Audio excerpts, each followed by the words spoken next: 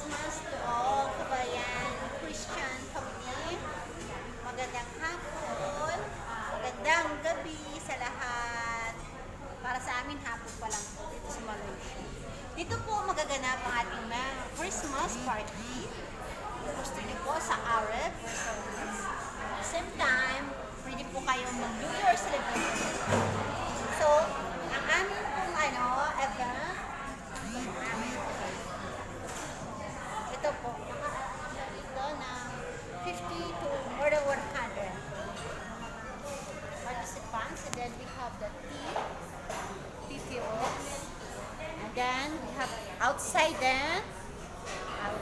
tables para sa gusto mag-cigarettes. Dun sa mga birthday, dito na rin po. Meron po tayo menu.